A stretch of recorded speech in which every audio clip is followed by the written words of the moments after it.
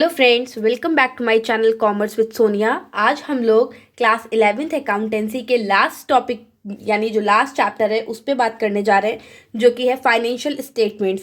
ये chapter class 11th का बहुत ज़्यादा इंपॉर्टेंट चैप्टर है, क्योंकि ये चैप्टर जो है आपका बेस बनता है क्लास 12th के लिए। जो भी कुछ आप क्लास 11th में इस चैप्टर में सीखते हैं वो आपको क्लास 12th की पार्टनरशिप और बाकी चैप्टर्स में बहुत ज़्यादा हेल्प करते हैं। तो बच्चों को इन चैप्टर्स को जो है बहुत अच्छे से इनके बेस को क्लियर कर लेना चाहिए। फाइनेंशियल स्टेटमेंट जो है वो आपकी जो अकाउंटिंग साइकिल आपने पढ़ा था उसमें सबसे लास्ट है। अकाउंटिंग साइकिल स्टार्ट होती थी transaction, then journal, ledger, trial balance, फिर आता था financial statements. Financial statement basically दो पार्ट्स में डिवाइडेड होता है। पहला होता है आपका इनकम स्टेटमेंट, यानी फाइनेंशियल स्टेटमेंट में हम लोग दो चीज़ें बनाते हैं। पहली चीज़ बनाते हैं इनकम स्टेटमेंट, दूसरी बनाते हैं स्टेटमेंट ऑफ फाइनेंशियल पोजीशंस। तो ये दो पार्ट्स में आपका जो है फाइनेंशियल स्टेटमेंट डिवाइड होता है। इनकम स्टेटमेंट में दो चीज़ें बनाते हैं, पहली होती है ट्रेडिंग अकाउंट, दूसरा होता है प्रॉफिट एंड लॉस अकाउंट। इसी तरह जो आपका फाइनेंशियल पोजीशन स्टेटमेंट होता है उसमें आप बनाते हैं बैलेंस शीट।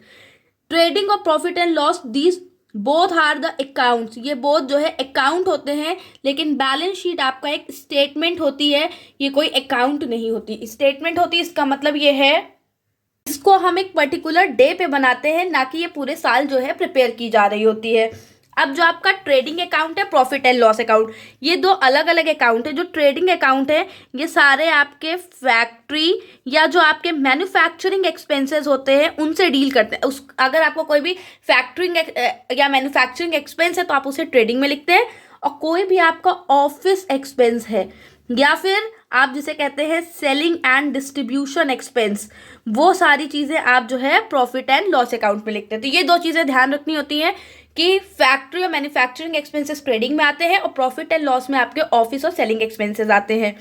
अब जो आपका ट्रेडिंग अकाउंट का बैलेंसिंग फिगर होता है वो होता है आपका ग्रॉस प्रॉफिट या फिर ग्रॉस लॉस, या तो ग्रॉस प्रॉफिट होगा या फिर ग्रॉस लॉस। और आपके प्रॉफिट एंड लॉस का जो बैलेंसिंग फिगर होता है वो होता है नेट प्रॉफिट और नेट लॉस। इसका मतलब आपका ग्रॉस प्रॉफिट आता है ट्रेडिंग अकाउंट में और नेट प्रॉफिट जो है बैलेंसिंग फिगर होता है प्रॉफिट एंड लॉस अकाउंट का। और जो भी फाइनेंशियल पोजीशन होती है फर्म की वो बैलेंस शीट बता रहा होता है। बैलेंस शीट का जो बैलेंस होता है डेबिट और क्रेडिट साइड वो इक्वल होता है, यानी आप जब भी उसको बैलेंस करेंगे इसमें कोई भी बैलेंसिंग फिगर नहीं आता, डेबिट और क्रेडिट हमेशा जो है बराबर आ रहे होते हैं। कभी कभी आपका जो ट्रेडिंग अकाउंट है इसको गुड्स अकाउंट भी कहा जाता है। It means sometime trading account is also called goods account. कहीं कहीं पे आप इसे गुड्स अकाउंट के नाम से भी सुनेंगे, क्योंकि यहाँ पे क्या होता है कि आप सारे जितने भी आपके परचेजेस से रिलेटेड, गुड्स से रिलेटेड ट्रांजेक्शन होते हैं, परचेज सेल जितना भी गुड्स से रिलेटेड ट्रांजेक्शन है सब आप यहाँ रिकॉर्ड कर रहे हो, तो इसको कभी कभी जो है गुड्स अकाउंट भी कहा जाता है। ट्रेडिंग अकाउंट का जो नेचर होता है वो नॉमिनल नेचर होता है। आपका जो ट्रेडिंग अकाउंट है वो एक नॉमिनल नेचर अकाउंट है। नॉमिनल नेचर का मतलब है जितने भी आपके एक्सपेंसेस और लॉसेज हैं उन्हें आप डेबिट साइड लिखेंगे, जितने भी आपके इनकम्स और गेन्स हैं उन्हें आप क्रेडिट साइड लिख रहे होंगे। तो ट्रेडिंग में जो है सारे आपके डायरेक्ट एक्सपेंसेस आते हैं, ये भी ध्यान रखना है। इसका एक बहुत इंपॉर्टेंट पॉइंट ये भी है कि यहाँ पे जो है सारे डायरेक्ट एक्सपेंसेस जो है रिकॉर्ड किया जाए। डायरेक्ट एक्सपेंस मतलब वो एक्सपेंसेस जो कि डायरेक्ट आपकी जो भी प्रोडक्ट है उसकी कॉस्ट को इफेक्ट करते हैं, उन एक्सपेंसेस को हम डायरेक्ट एक्सपेंस कहते हैं, और वो आपके ट्रेडिंग अकाउंट में आता है। और जो इनडायरेक्ट एक्सपेंसेस होते हैं वो आपके प्रॉफिट एंड लॉस अकाउंट में आते हैं। आपका ट्रेडिंग अकाउंट एक टी शेप अकाउंट होता है जिसमें सबसे ऊपर आपको लिखना होता है ट्रेडिंग अकाउंट। ये बहुत इंपॉर्टेंट फॉर्मेट का पार्ट है कि आपको सबसे पहले ये लिखना होता है कि ये कौन सा अकाउंट है। उसके बाद लिखेंगे आप फॉर द ईयर एंडिंग। अब जो आपके क्वेश्चन में डेट गिवन होगी या ईयर आप यहाँ उसको मेंशन कर देंगे। फिर this is your debit side and another is your credit side. उसके बाद आपको लिखना होता है पर्टिकुलर रुपीज, पर्टिकुलर रुपीज। यहाँ रुपीज की जगह आप अमाउंट भी लिख सकते हैं। अब ट्रेडिंग अकाउंट जो है वो एक अकाउंट है। इट मीन्स यहाँ पे जितनी चीजें डेबिट साइड में आएंगी उनके आगे टू लगेगा, और जितनी चीजें क्रेडिट साइड में आएंगी उनके आगे आपको बाय लगाना है। तो आपके क्रेडिट साइड में सिर्फ दो चीजें आती हैं। पहला होता है सेल्स, वो भी नेट सेल्स, यानी जो सेल्स का अमाउंट है उसमें से हम लेस कर देंगे सेल्स रिटर्न, जो भी आएगा वो आपको बाहर लिखना होता है। और दूसरा आता है बाय क्लोजिंग स्टॉक। वो भी क्लोजिंग स्टॉक तब ट्रेडिंग अकाउंट में आता है जब वो आउटसाइड ऑफ आपके ट्रायल बैलेंस लिखा हो। ये तब आएगा जब वो आपका आउटसाइड ऑफ ट्रायल बैलेंस होगा।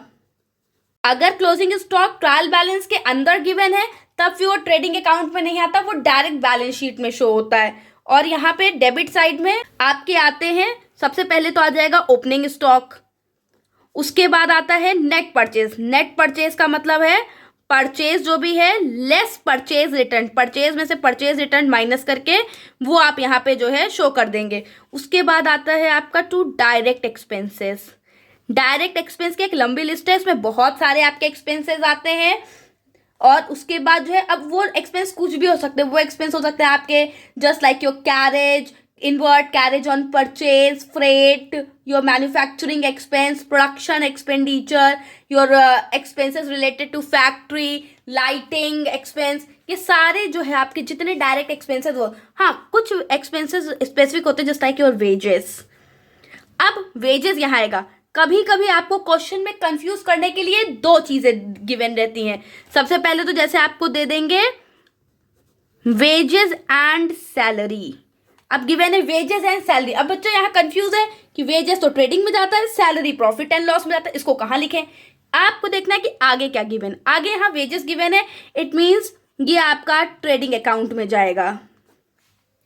बट अगर क्वेश्चन में गिवन है सैलरी एंड वेजेस, अगेन आपको ये देखना है कि आगे क्या गिवन है। आगे गिवन है सैलरी, इसका मतलब ये आपका प्रॉफिट एंड लॉस अकाउंट का पार्ट है, तो ये चीज़ थोड़ा सा ध्यान रखनी होती है। उसके बाद आपके बहुत सारे अदर फैक्ट्री एक्सपेंसेस होते हैं, जैसे आपके डॉक चार्ज हो गए, import duty, custom duty, royalty, ये सारी चीज़ें आपके ट्रेडिंग अकाउंट का पार्ट है और ये सब आपके ट्रेडिंग अकाउंट में ही आता है। फिर हमें इसको करना होता है बैलेंस। बैलेंस करते समय अगर हमारा क्रेडिट साइड का टोटल ज़्यादा है और डेबिट साइड का टोटल कम है तो आपका जो बैलेंसिंग फिगर है वो आएगा टू ग्रॉस प्रॉफिट, जिसको कि हम यहाँ बैलेंसिंग फिगर लिख दे रहे हैं। अगर आपका डेबिट साइड का टोटल ज़्यादा है और क्रेडिट साइड का जो है टोटल कम है तो यहाँ पे आ जाएगा आपका बाई ग्रॉस लॉस, जो कि अगेन आपका एक बैलेंसिंग फिगर होता है।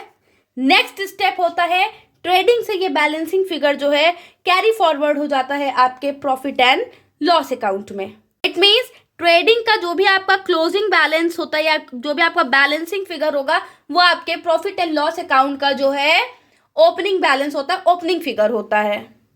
अब एक बहुत इंपॉर्टेंट फॉर्मूला यहाँ आ जाता है, वो है कॉस्ट ऑफ गुड सोल्ड, जिसे आप COGS कहते हैं। कॉस्ट ऑफ गुड सोल्ड का फॉर्मूला होता है opening stock plus purchases plus direct expenses minus closing stock. आपको कभी कभी क्या होता है, शॉर्ट क्वेश्चन दे देते हैं जिसमें कि आपको या तो COGS कैलकुलेट करना होता है, परचेजेस, क्लोजिंग, कोई एक चीज मिस कर देंगे और आपसे कहेंगे कि आप जो है इसको कैलकुलेट करिए। उस केस में क्या है, पूरा ट्रेडिंग अकाउंट बनाने की जरूरत नहीं, सिंपल सा ये फॉर्मूला पुट करिए, आंसर आ जाएगा। एक और फॉर्मूला है COGS का, वो फॉर्मूला है आपका COGS is equals to sales minus gross profit. Sales में से ग्रॉस प्रॉफिट माइनस कर दिए, COGS आ जाता है। और इसी जगह अगर ग्रॉस लॉस है तो फॉर्मूला हो जाता है sales plus gross loss. I hope कि आपको ट्रेडिंग अकाउंट समझ में आया होगा। नेक्स्ट वीडियो में हम कवर करेंगे profit and loss account and balance sheet. Thank you.